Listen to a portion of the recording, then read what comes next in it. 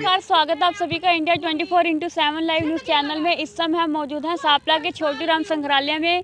आपको बता देते हैं कि यहाँ पर काफ़ी लंबे समय से लोग हैं धरने पर बैठे, क्योंकि इनकी कुछ मांगे हैं, इनकी मांगे नहीं पूरी हो रही हैं। आपको बता देते हैं, जब से बीजेपी सरकार आई है, बच्चों के भविष्य के साथ खिलवाड़ किया गया है। समय समय पर हर जगह धरने प्रदर्शन जारी है, लेकिन अभी तक सरकार ने किसी भी मुख्य मांगे नहीं मानी है, जिसको लेकर अभी हमारे साथ कुछ लोग मौजूद हैं। इनसे बातचीत करते हैं, इनका क्या कहना। आपको आज ये भी बता देते हैं कि धरने में हमारे साथ कुछ माताएं भी मौजूद हैं। किस तरह से इनका जो गुस्सा है किस तरह से झलक रहा है, क्यों बच्चों का भविष्य खराब हो चुका है। बीजेपी सरकार आने के बाद बच्चों का भविष्य बिल्कुल तरह जड़ से खराब कर चुकी है, जिसको लेकर अभी हमारे साथ कुछ लोग मौजूद हैं। इनसे बातचीत करते हैं, इनका क्या कहना है। जी, क्या नाम है आपका? प्रदीप हुड्डा। क्या कहना चाहोगे आज के बारे में? आज जो सरदार अजीत सिंह जी की जयंती है, और पूरे हिंदुस्तान में क्या विश्व में कहूँगा कि वो एक ऐसा परिवार था जो शहादतों का परिवार था। उन्होंने देश के लिए शहादतें दी हैं। सरदार अर्जुन सिंह के 3 बेटे थे। सरदार किशन सिंह जो भगत सिंह जी के पिता थे, उनसे छोटे सरदार अजीत सिंह और सरदार स्वर्ण सिंह। सरदार अजीत सिंह और स्वर्ण सिंह वो देश के लिए लड़ते रहे, उनकी कोई औलादें भी नहीं थी। उन्होंने अपना जीवन देश को दे दिया। सरदार अजीत सिंह तो 15 अगस्त 1947 को ही उन्होंने अपना शरीर छोड़ा था। उनसे ही प्रेरणा लेकर किशन सिंह जी के परिवार से शहीद भगत सिंह हुए हैं। तो एक बहुत ही क्रांतिकारी और शहीदों का परिवार था। तो आज हम उन्हें नमन करते हैं और उनको याद करते हैं। उनको याद करते हैं, आपने कहा कि आज उन्हें याद करते हैं, उनको नमन करते हैं। लेकिन वही बात करें, आज ये धरना प्रदर्शन किया जा रहा है, इसमें इतनी माताएं भी मौजूद रही हैं, धरने के अंदर माता मौजूद रही हैं। माताओं का आपको किस तरह का सहयोग मिला है? पूरा सहयोग है, और धरती की आधी आबादी है वो। सरकारें शायद इस बात का ध्यान नहीं देती, लेकिन इस सृष्टि को चलाने वाली महिलाएं होती हैं, माताएं होती हैं जो बच्चों को पालती हैं, और वही आदर्श बनाती हैं कि किस लिए लड़ना है। सरदार जो अजीत सिंह जी की माता जी थी, उन्होंने ही ये बनाया कि किस तरह से आगे निकलना है। और किसान कमेरी की लड़ाई उन्होंने 1907 से शुरू की थी, जो आज तक चल रही है। आज तक किसान अपने हक की लड़ाई लड़ रहा है। इस हक की लड़ाई को लड़ना किसने सिखाया? इसको सिखाया सरदार अजीत सिंह ने, चौधरी दीनबंधु सर छोटूराम ने। उन्होंने ही, ये दोनों ही अपने समकालीन थे। सरदार अजीत सिंह जी का भी जन्म जो हुआ था वो 23 फरवरी 1881 को हुआ था। तो चौधरी छोटूराम जी के समकालिक थे। ये लड़ते रहे, वो चलते रहे, फिर चौधरी चरण सिंह आए, देवीलाल आए। तो ये एक निरंतर लड़ाई है। वो अपने समय की लड़ाई लड़ के जा चुके। आज हमारा दायित्व है कि हम आने वाली जनरेशन्स के लिए इस लड़ाई को जारी रखें। आपने वही बात करें, आपने इतनी बड़ी बेहद बात कही है कि जो माताएं हैं यही हमारे संसार को चलाती हैं। लेकिन आपका जो धरना है काफ़ी लंबे समय से जारी रहा है। आप लोगों का ये भी मुद्दा रहा है कि महिला सुरक्षा को लेकर, तो हमारे देश में महिलाएं सुरक्षित नहीं है, बहन बेटियां सुरक्षित नहीं है, उसको लेकर क्या कहना चाहोगे? अभी जो सरकार है बहन, वो ऐसी आई हुई है कि वो बहन बेटियों के खिलाफ की सरकार है, युवा के खिलाफ की है, किसान के खिलाफ की है। ये सरकार सिर्फ कॉरपोरेट की सरकार है।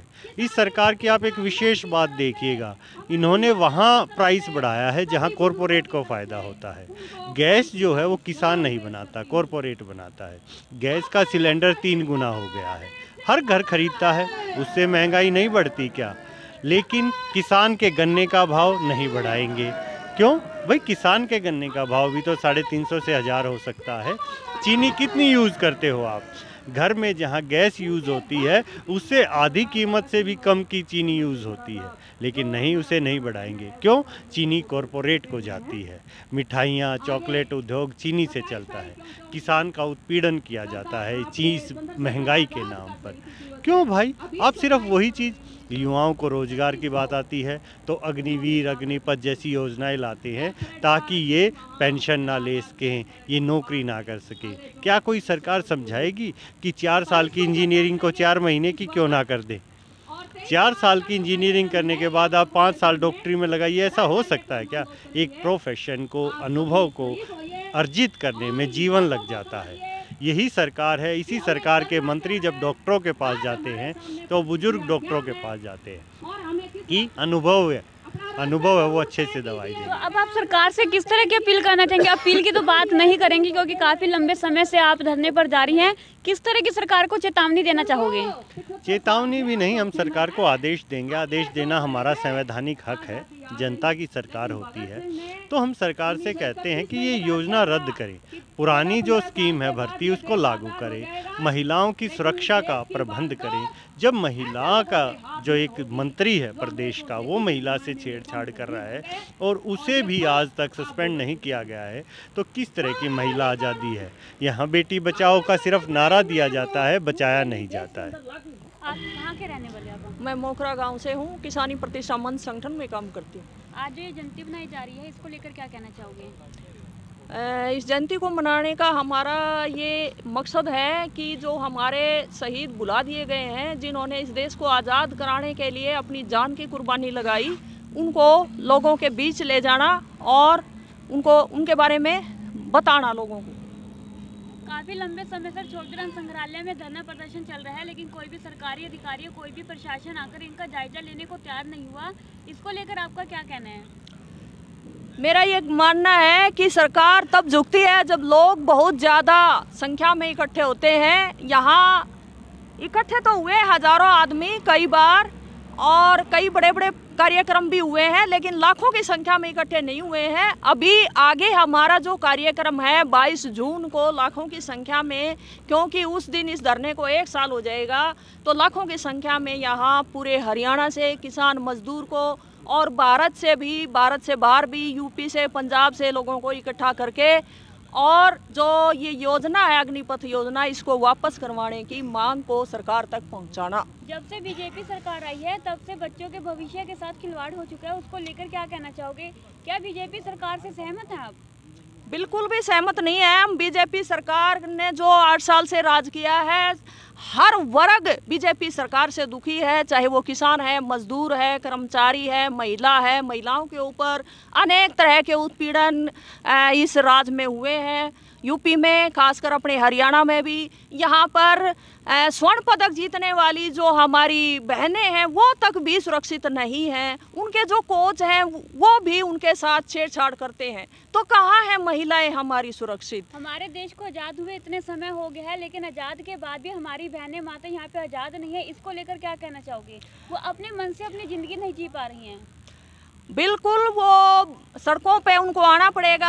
आज़ादी से अगर जीना है तो उनको भी समझना पड़ेगा कि उनका समाज के प्रति उनका भी कुछ कर्तव्य है। आज़ादी आंदोलन में बहुत महिलाओं ने हिस्सा लिया और आज भी इस देश को आज़ादी की तरफ अगर वास्तव में लेके जाना है तो जो समझदार महिलाएं हैं, इस देश की किसान मजदूर के घरों में काम करने वाली जो क्रांतिकारी महिलाएं हैं, उनको घरों से बाहर निकल करके अपनी आज़ादी के लिए संघर्ष करना पड़ेगा। और साथ में किसान मजदूर और इस देश का जो अन्य तबका लड़ाई लड़ रहा है, उनके साथ कंधे से कंधा मिला करके आगे बढ़ना पड़ेगा।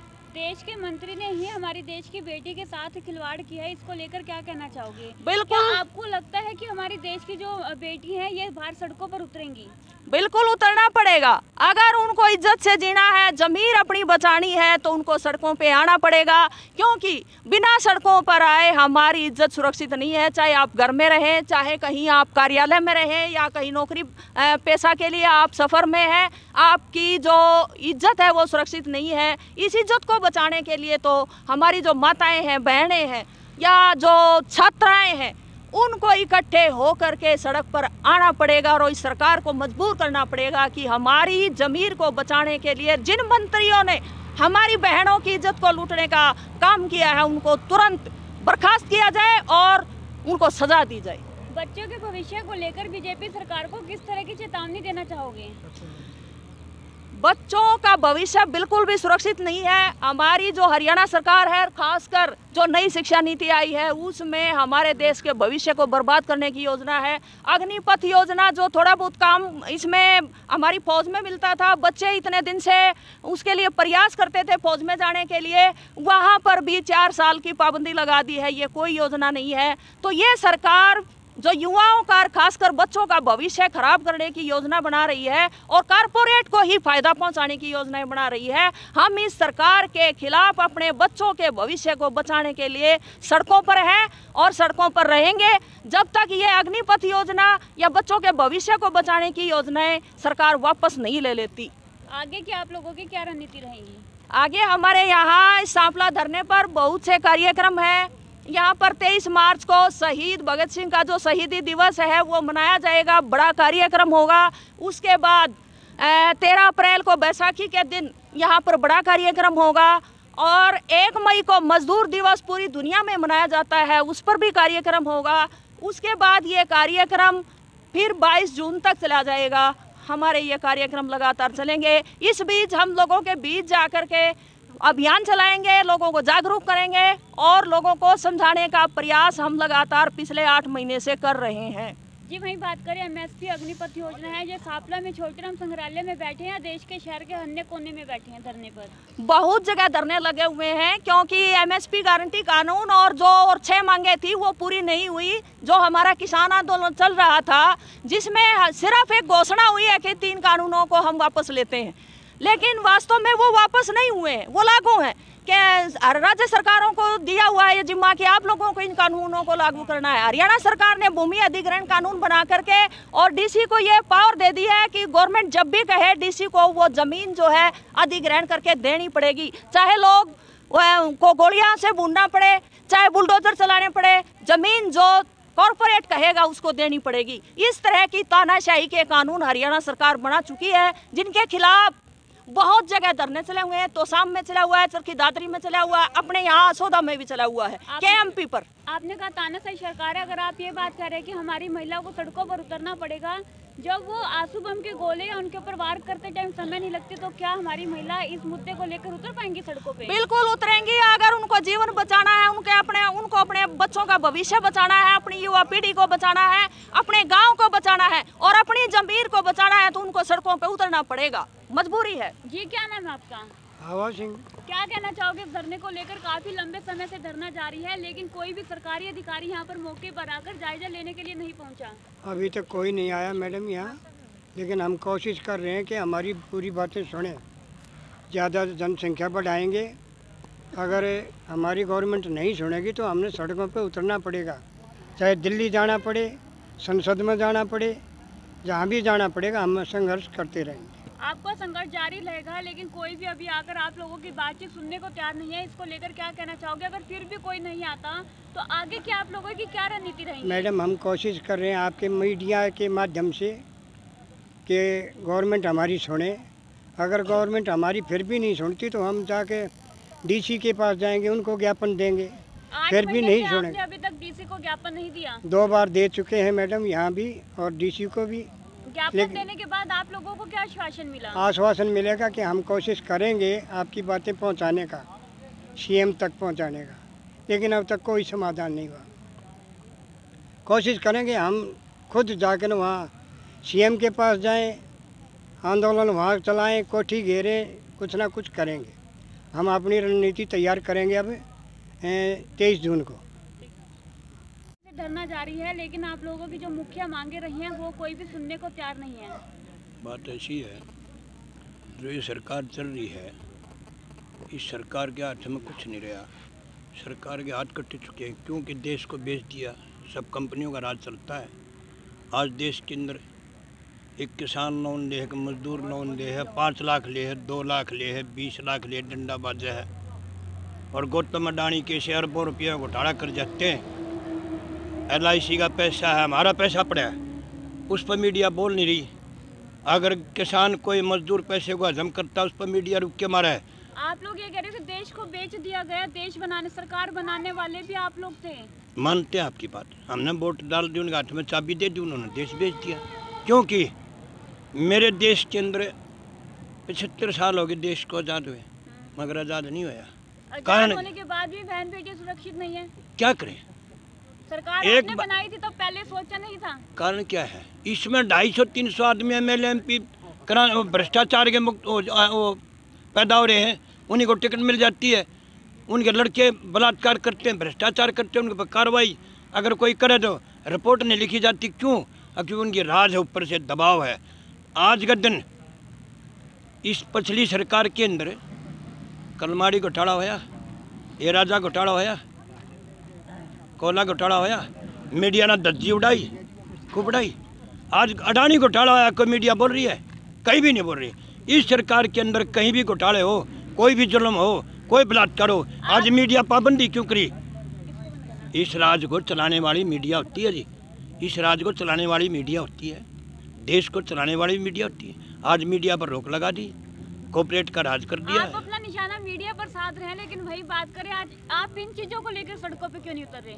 ठीक है बेटी, ठीक कहते हो, बात ठीक करे। क्यों आप लोग हो सकता है दबाव तेरे पे भी हो, हम मीडिया नहीं करें। अगर मीडिया हमारी बात को ऊपर चलावे तो सरकार की धज्जी उड़ जाए और सरकार बदलाव खा जाए, पब्लिक को सांस आ जाए। ये भी दबाव हो रहा है आज के दिन, और कॉर्पोरेट का दबाव है इस सरकार के अंदर। कॉर्पोरेट का ये सब कुछ है, किसान मजदूर का कुछ नहीं रहा। हम यहाँ बैठे हैं, जंतर मंतर में बैठे हैं, 5 साल से बैठे हैं, नहीं 10 साल से ही बैठे हैं।